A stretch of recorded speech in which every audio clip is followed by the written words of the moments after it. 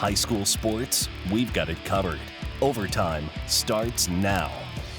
Hello, everyone, and welcome to Overtime, the best place to be on a Friday night after the game's end. I'm Regan Holgate. And I'm Scott Leber. It's always a pleasure to be here with you and bring you a sample of what we have witnessed on Friday nights in high school football around the state line. And tonight, we're going to see if Stillman Valley could stay alone atop the Big Northern Conference. Who would win the battle of the unbeatens between Rochelle and Sycamore? We're going to show you.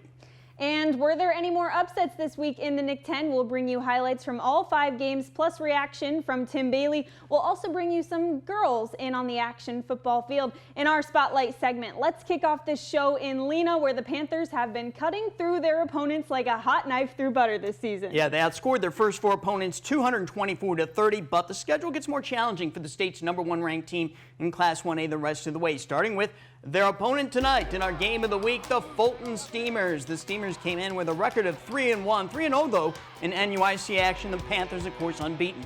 Fulton's Braden Dykstra to Balin Damhoff, 37-yard TD. What an offense they have.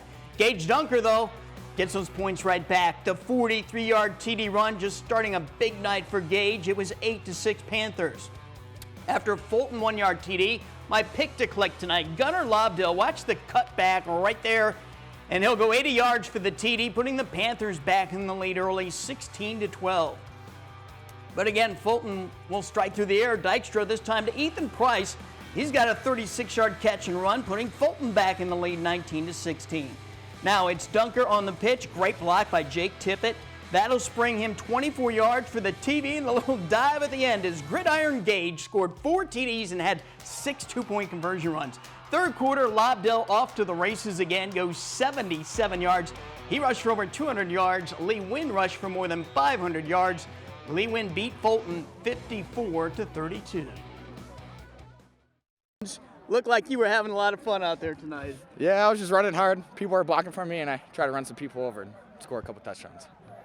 Did you have a feeling coming into this game it was going to be a big breakout game in a high-scoring game like this?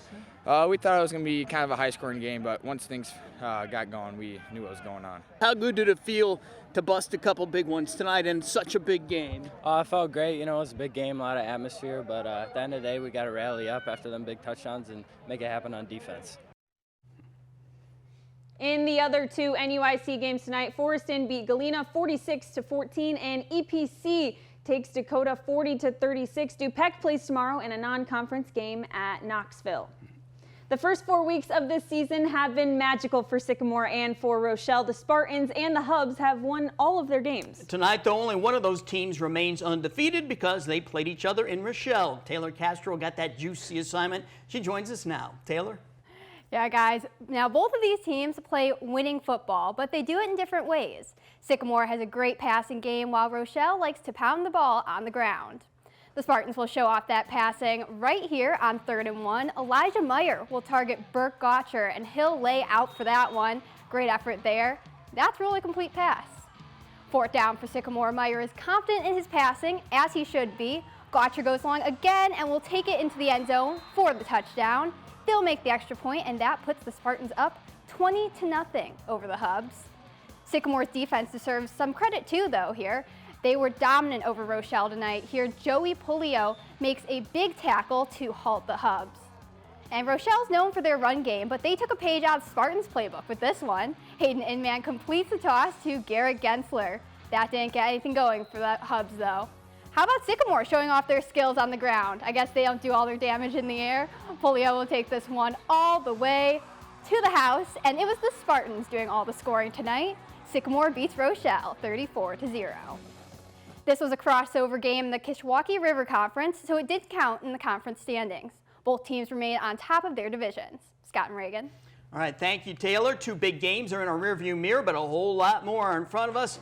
We're going to make the rounds in the Nick 10 next. Could Guilford keep winning, and could the E-Rabs match up with Hananiga? Those games, and Tim Bailey joins us next.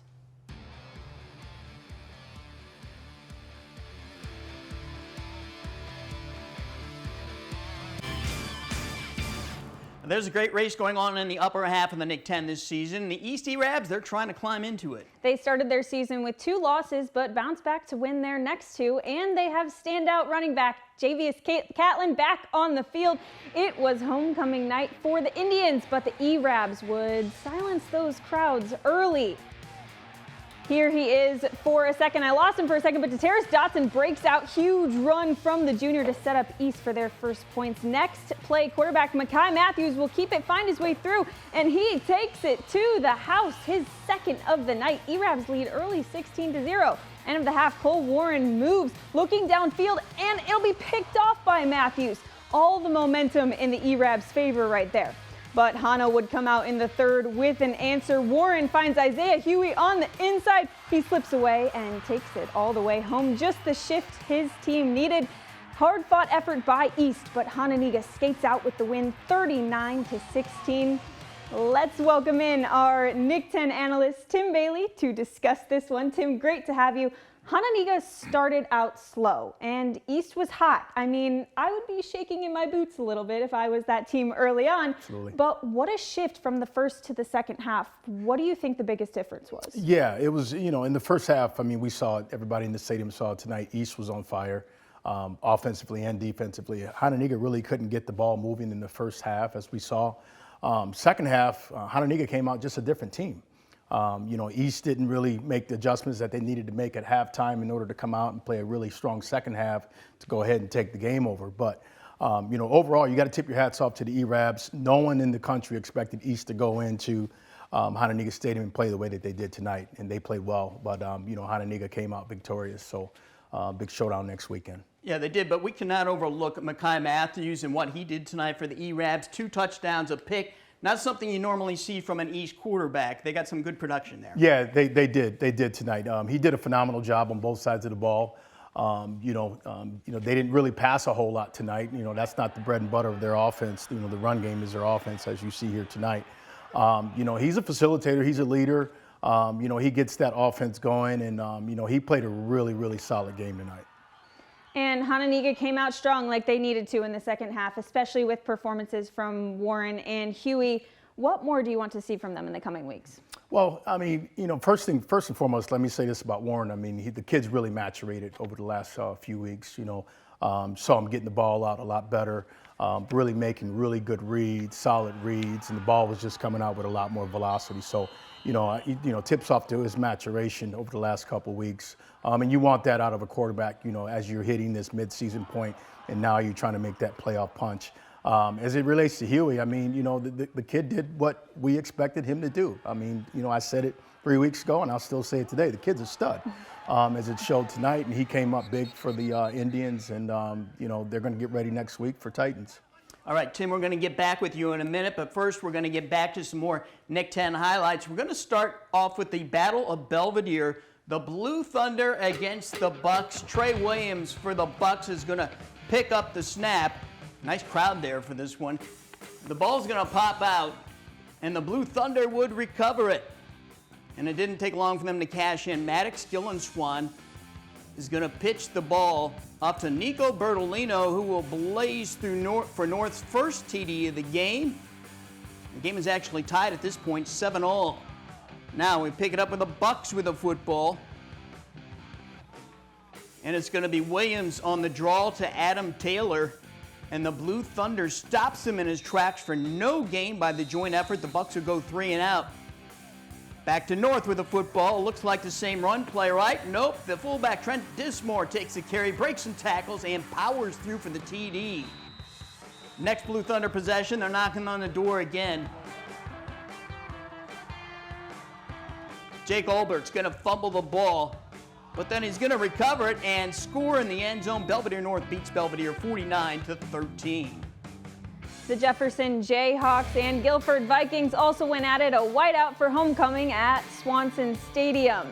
First quarter, Sebastian Brachius rifles it. It's tipped up, which usually means trouble, except when you have someone like Randy Johnson. What an effort to haul this one in. Guilford's ball now. They call a jet sweep for Marquez Jordan. He takes it around the left side, reverses his course, and brings it back towards our camera, and he motors around for 6. That put the Vikings up 20-0. And check out this play on the next kickoff. Gian Herrera absolutely levels the return man with that hit. Look at it again. Boom. My goodness. But Jefferson would cap that drive with a touchdown. Joseph Alvarez sends his defender into the turf on his way to the end zone. Guilford beats Jefferson 44-22. It's been an up and down season for the Harlem Huskies. They were drubbed by Guilford last week tonight. They hosted Freeport already up in the third. Harlem's Jamani Muhammad going and turning on the Jets. He's gone for the TD. Huskies up 28-18, and that would only fire up the Huskies defense. First, we got to celebrate that, right? Nice play there by Mr. Muhammad.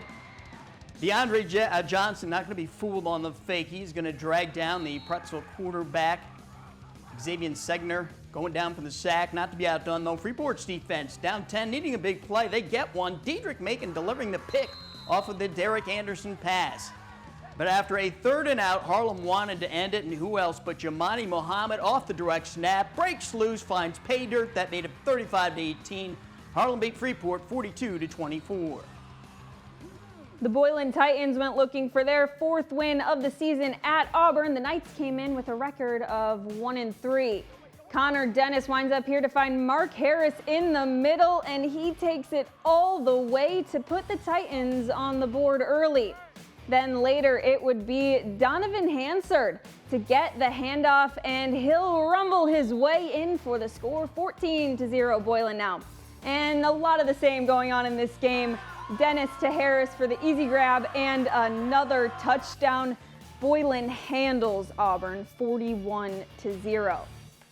We'll bring Tim back in again. Tim, you see the score of this game and think, wow, Boylan dominated, which they did, but there were quite a few turnovers and penalties that may fly against this Auburn team, but not in the coming weeks. No, I think, Auburn played a really solid game. I know the score doesn't, really depict what I'm saying right now, but Boylan came out, and it was tough for Boylan to really establish the run game in the offensive pass game as well.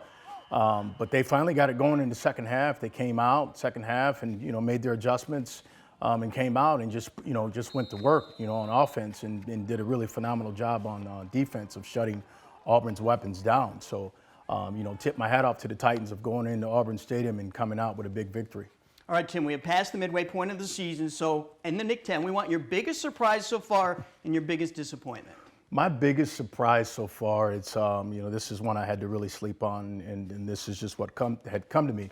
Guilford is my team right now that I think that really deserves, the recognition and really be highlighted, as one of the surprise teams this year. And they're going to be really good in the weeks to come. Real quick, big one next week, Hana Boylan. Give us an initial thought on that one. Yeah, next week, it's going to be, buckle your chin straps up. You'll probably, a lot of people, the town of Rockton will probably shut down.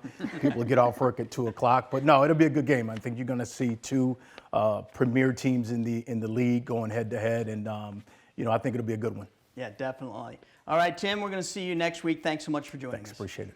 Coming up in a bit, our first look at girls high school flag football in Rockford. But next, it's big northern action from Winnebago, Rockford Christian, and North Boone.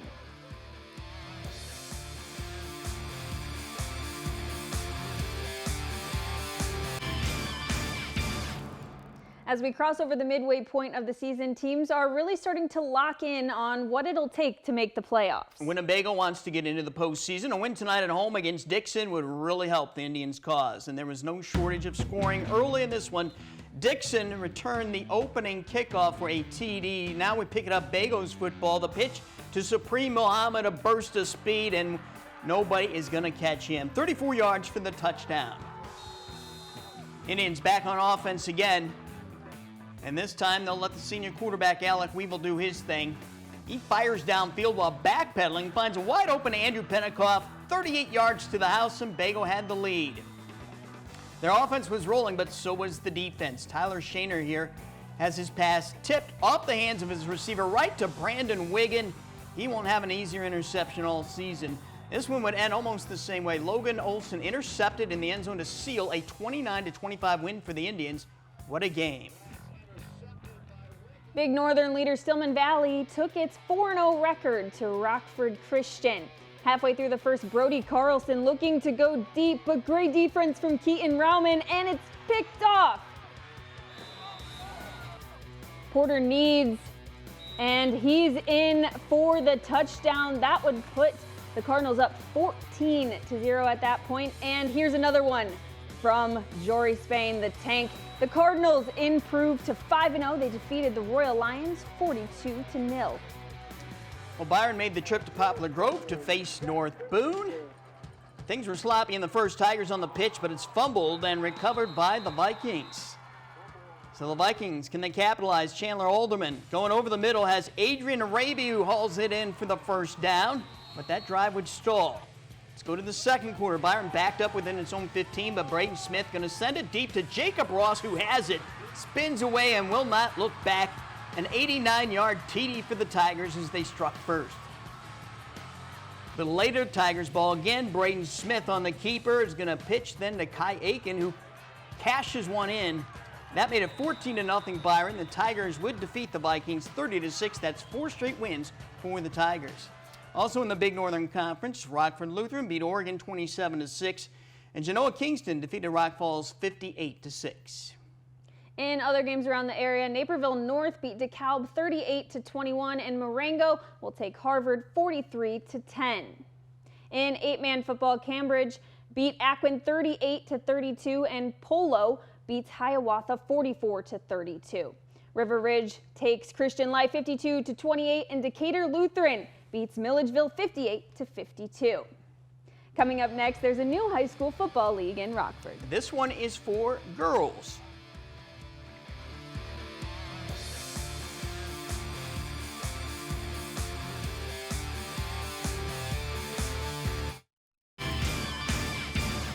Well, high school football isn't just for boys anymore. The girls now have a league of their own. The Northern Illinois Girls Flag Football League kicked off last Saturday in Rockford. So E-Rabs on 3. 1, 2, 3. E-Rabs! The league's home is Clarence Hicks Memorial Park on Rockford's southwest side by Risa Middle School. There are 6 teams representing the 4 District 205 high schools and a co-op team that includes girls from Belvedere, Harlem, Boylan, and Huntley. When you heard this was going to happen, that there was going to be flag football for high school girls, what'd you think? Huh? I was very excited because my dad won't let me play tackle, so I had to do something. I've loved football for a long time. Have you ever played football before? Not like on a team, but like I play with my brothers in our yard. I used to play with my brothers in like the backyard and all that stuff, so it's like, okay, football. Marina, when you're playing center, just snap the ball and find some open space. And Gigi, if you can't find anyone, find Marina. Curls is a quick pass that I need to get it off. The Northern Illinois Flag Football League is 7-on-7. It's overseen by the Rockford Park District. This past spring, the Chicago Bears charitable arm, Bears Care, invested $65,000 in the league. Nike provided uniforms. The turnout has been good for the first year. More than 130 girls signed up. Each team had 19 girls in uniform for the first game, and more want to play. We're supposed to have 2 teams. So with that being said, I think we have 44 girls registered to play football. Just a couple of them didn't get cleared right away. So what we're just waiting on is getting those numbers. We do have a second set of jerseys, so we're looking to put together our JV team too. The girls really want to play, and they come out here, they have the passion for it. It's going to be big. If they're deep, keep them in front of you. So do you want me to stay more to the left then? Or wherever they're at? Shade her way. Okay. Do you remember at practice when we talked about high pointing the ball? So instead of waiting for the ball to come down, jump up and go get the ball. Go get the ball. What's the most challenging part of playing this, huh? Probably playing both offense and defense, and also remembering what plays to run. How many plays does Coach have? Like 17, probably 16, 17. Yeah, 17 plays. It might have been a lot. I'm not going to lie. A pick 6 decided this game. Harlem student Madison King got the interception and returned it to the house with 4 minutes to play, giving the co-op Cougars a 12-6 win over East. I was just walking by, or not walking by, I was literally guarding them. And then out of nowhere, like the ball just comes straight to me. It's like, okay, I'll catch it, and then I run towards it. Man, the energy was there, the effort was there. It was incredible from both teams. Definitely, it was a lot of fun. I'm really proud of my teammates. All right, there will be playoffs at the end of the season, and the champion of the Northern Illinois League will head to Hallis Hall, the home of the Bears, for the state playoffs against the best teams from Chicago and the Chicago suburbs. So what'd you think, Reagan? That makes me want to get out there on the football field. I can see you playing safety. Yeah. All right, we're going to be right back after this final timeout. Well, let's look ahead to next week and see what's in store for us then. These are the Nick 10 games. The big one has Boylan playing at Hana. Belvedere will be at Jefferson, Auburn at Belvedere North, Guilford is at Freeport, and Harlem will be at East. In the Big Northern Conference, Rock Falls plays at Byron, Lutheran at Dixon, Genoa Kingston at Oregon, North Boone at Stillman Valley, and Rockford Christian at Winnebago. In the NUIC, it'll be DuPec at Dakota, Foreston will play at West Carroll, Stockton at Fulton, EPC at Galena, and Woodstock Marion at Lena Winslow. And in 8-man football, some of the games include Hiawatha at Amboy, Aquin at Biggsville West, Central and South Beloit at AFC, along with Polo at Bushnell Prairie City and Christian Life at Orangeville. Be sure to join us each Friday night, 11 o'clock, right here on Fox 39 for Overtime. And remember, you can find highlights and scores anytime by going to mystateline.com. That will do it for this show. Enjoy your weekend, everybody.